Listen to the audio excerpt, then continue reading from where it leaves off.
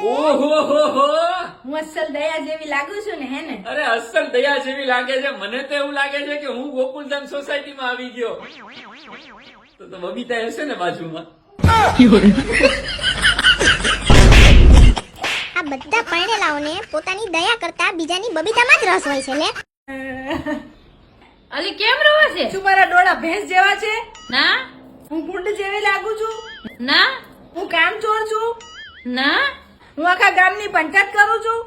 ના આવું કોણ કે છે? આખી શેરી મને એવું કહે છે કે તું અસલ તારા સાસુ જેવી છું. અને છાની રાખી બે ધક્કા મારવા ખબર નથી પડતી.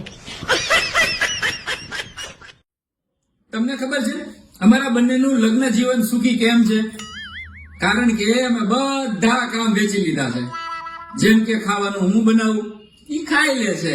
ચા પણ હું બનાવું, ઈ પી લે છે. કપડા ઇસ્ત્રી હું કરું, ઈ પહેરી લે છે. અને પૈસા કમાઈને જેટલા આપું ને ઈ બધા વાપરી નાખે છે.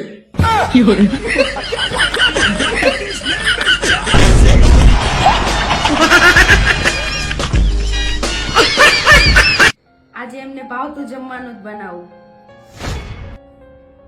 એ મારી આ ઝઘડો કરીને ગયા તો શું થઈ ગયું?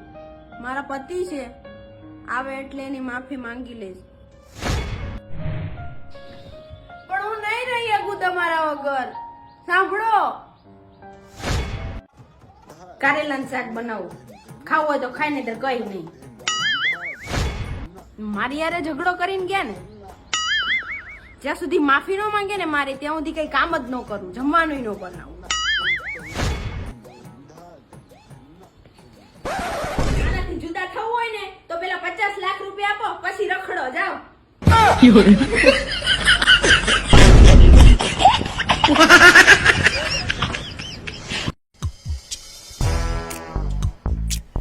પેલા છે ને તમે પગાર આખો લાવતા હતા અને મારું માથું અડધું જ ખાતા હતા. તો હવે રિટાયર થઈ ગયા ને પછી પગાર અડધો જ લાવો છો ને મારું માથું આખું ખાઈ જાવ છો.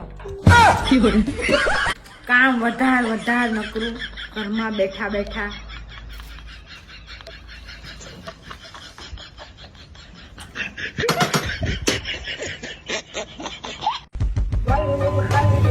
હાલો સાહેબ, બિલ કેવું લાગ્યું જમવાનું? બહુ જ મસ્ત હતું હો. ટીપ તો આપો. ભાઈ લગ્ન ન કરતો કોઈથી. ટીપ હાલવાની કીધી. બિલે આપું છું ને ટીપ તો મફતમાં આપી છે. અરે ગાંડી પડી જાય, સંભાળીને ચાલ. તમે મારું કેટલું ધ્યાન રાખો છો. ચાપલી તમે ગાંડી કયો નહીં તો મને બહુ વાલું લાગે.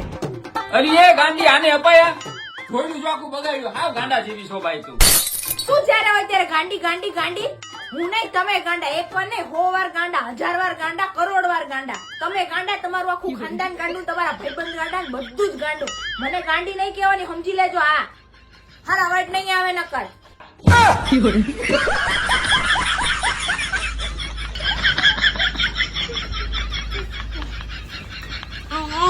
એની મમ્મીની જેમ આ હામી થાય છે. બોલો.